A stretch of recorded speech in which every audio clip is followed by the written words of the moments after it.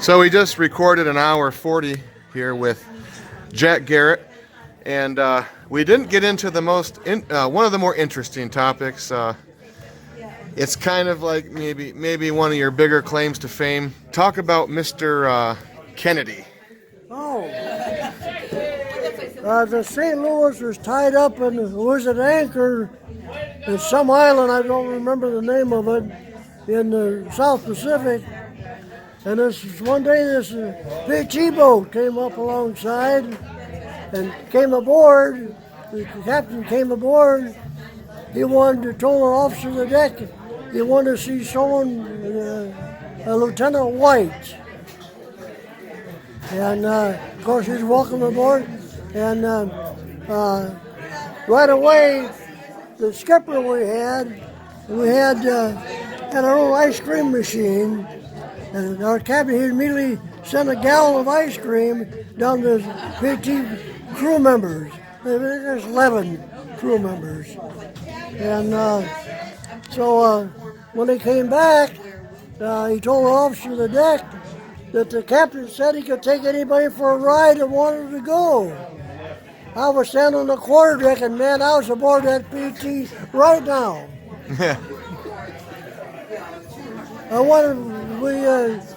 He took us around that bay about 60 miles an hour for about 20 minutes. Greatest flight I ever had. Wow. And I can always, I found out later on, the skipper of that PT boat was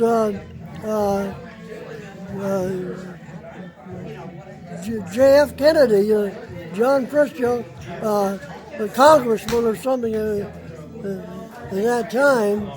And so he took it to that for right. I can always say that I had a future president of the United States take me for a boat ride. Wow. Then, So, of course, it was sunk later, cut in two by a Japanese destroyer. so this was before his boat was okay. So you had Oh, yeah, way before. He was in a night engagement, and the destroyer hit his part to his 109 and cut it in two, and they only lost one man. And that was probably the engineer, because the way he said he was below decks, the engineer, and the rest was topside, so they all got thrown in. They swam to a nearby island, and they lived there for a couple of days, the survivors did. And then there's some natives there, but not very many. And they didn't like the Japanese, and they found out he was American. They kind of protected him. And he took a coconut one day, a green hull, and with his knife blade cut a note into that hull of the coconut and give it to that native, and he took it to another island where they got the natives to come back over and rescue those guys. wow.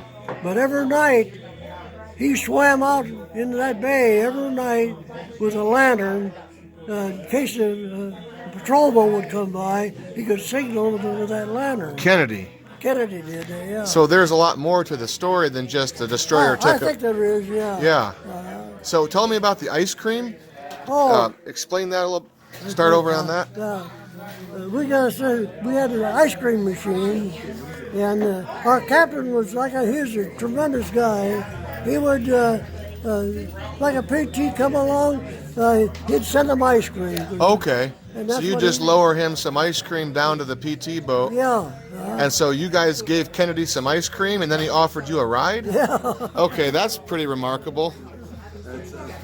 Did you guys all know that, I'm assuming? Some of this. Hey, Wow. you know, we just found out. Wow. This is the first they've heard it. You brought out some of the things we hadn't heard. Wow. That's unbelievable, isn't it? Hey, Jack. He's a legend, Jason. Hey, Jack. You having fun? Are you having fun? Oh. Yeah. better than your first piece of ass, ain't it?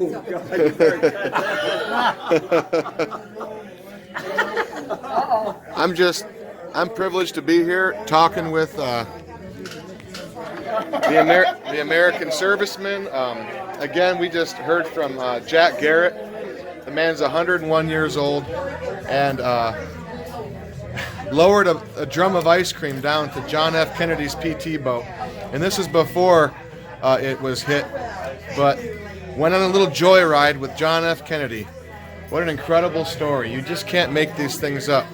And like I said before, you don't know World War II until you know Jack. And You got that right. He is the world. And I'm still hoping he gets that Purple Heart. I'm going to reach out to some people, see if we could expedite that for his birthday. Cross your fingers, you know. He does. Anything you'd like to say before I turn the camera off? Well, State supper. I heard, but I don't know for sure, that at the end of the war, all those PT boats, they took and tied them together, poured gasoline on them, set them on fire, and they all sunk. None of them was salvaged. Oh, wow. Because even after the war ended, stuff we had aboard ship, threw it overboard like crazy.